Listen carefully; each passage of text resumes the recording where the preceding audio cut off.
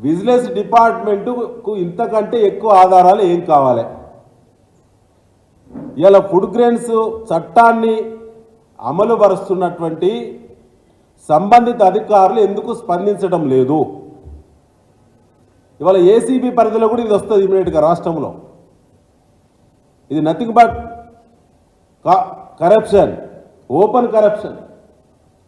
ఇవాళ ఇది రైతుల సొమ్ము, ప్రభుత్వ సొమ్ము ఇంత విచ్చలవిడిగా దోపిడీ చేస్తుంటే ఏసీబీ కూడా స్పందించాలి, స్టేట్ విజిలెన్స్ స్పందించాలి. ఇవాళ కొన్ని పరిమితులు ఉన్నాయి కాబట్టి భారత రాష్ట్ర సమితి ఇంకా 4-5 రోజుల సమయం తీసుకుంటుందంటే ఎన్నికల కోడ్ ఉందని చెప్పి.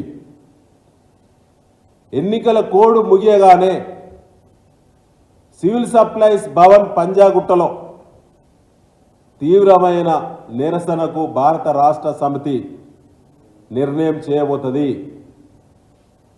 అప్పటికి స్పందించకుంటే ఈ టెండర్లను రైస్ టెండర్ కానీ ధాన్యం టెండర్లు కానీ రద్దుపరచకుంటే అక్రమంగా వసూలు చేసిన 100 కోట్ల రూపాయలు ఎక్కడున్నాయో వెంటనే వాటిని సీజ్ చేయకుంటే, చట్టపరమైన తదుపరి చర్యలు చేయకుంటే ఎన్నికల కోడ్ ముయ్యగానే భారత రాష్ట్ర సమితి ఆందోళనలకు శ్రీకారం చుడుతుంది.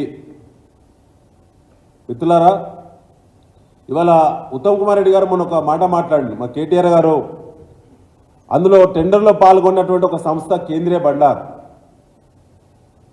అది బ్లాక్ లిస్ట్లో ఉంది అని చెప్పి పేపర్ మీ ముందు పెడితే దాన్ని బీఆర్ఎస్ గవర్నమెంట్ అప్పుడే బ్లాక్ లిస్ట్లోకి వెళ్ళి డిలీట్ చేయబడింది అని చెప్పి ఆన్సర్ ఇచ్చారు. అదే గొప్పతనం కాదు ఉత్తమ్ కుమార్ రెడ్డి గారు. ఇవాళ కేంద్రీయ బండార్ సంస్థ ఏకలవ్య స్కూళ్ళకి సప్లై చేస్తామని టెండర్ వేసి డిఫాల్ట్ అయింది. ఏకలవ్య స్కూల్ సంబంధించినటువంటి ఒక ఆర్డర్ కూడా బ్లాక్ లిస్ట్లో ఉన్నది. AP MIDC, AP state MIDC Andhra రాష్ట్రంలో కూడా మెడిసిన్ సప్లై చేస్తామని డిఫాల్టర్ అయింది. ఆంధ్ర రాష్ట్రంలో డిఫాల్టర్గా ఉన్నది. ఇవాళ అదొక్కటే కాకుండా ప్రత్యేకంగా యూపీలో కూడా డిఫాల్టర్గా ఉన్నది, మధ్యప్రదేశ్లో డిఫాల్టర్గా ఉన్నది. తెలంగాణలో ఏకలవ్య స్కూల్ సంబంధించి సెక్రటరీ కూడా రోనాల్డ్ రాజు గారు అప్పుడు రెండో ఆర్డర్ కూడా ఉన్నది. రెండో ఆర్డర్ కూడా ఇలా పత్రికా సోదరుల ముందు మళ్ళీ విడుదల చేయడం జరుగుతున్నది. ఇది కూడా బ్లాక్ లిస్ట్లో లైవ్లో ఉన్నది.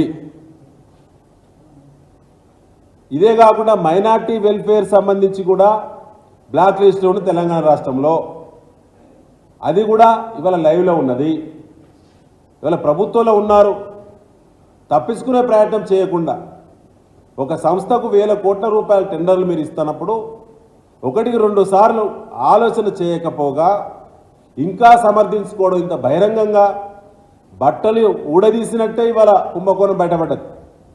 అయినా కాంగ్రెస్ పార్టీకి సిగ్గు లేకుండా సరి అయినటువంటి ఆన్సర్ చేయకుండా తెలంగాణ ప్రజలకు ఇంకా తప్పించుకునే దోబుచ్చులాట ఇక సాగదు. అన్ని రకాల ఆధారాలు ఇవాళ భారత రాష్ట్ర సమితి దగ్గర ఉన్నాయి. ఇవాళ ఎన్నికల కోడ్ ముగిసిన తర్వాత కేంద్ర ఏజెన్సీలను సంప్రదించి వ్రాతపూర్వకంగా భారత రాష్ట్ర సమితి ఫిర్యాదు చేయబోతున్నది.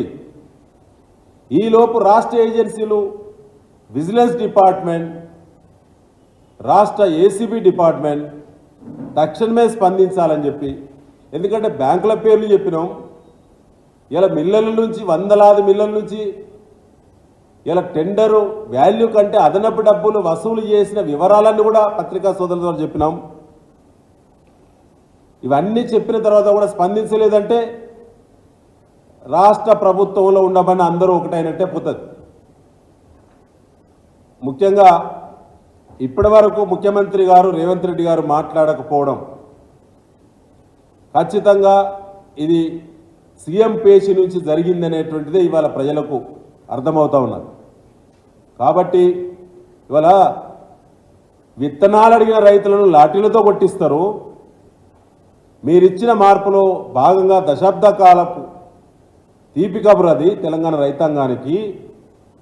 రైతులు చెమటోడ్చి పండించిన పంటల కమిషన్తో నడిచే తెలంగాణ పౌర సరఫరాల శాఖలో ఇలా వందల కోట్ల రూపాయల అవినీతికి పాల్పడతారు.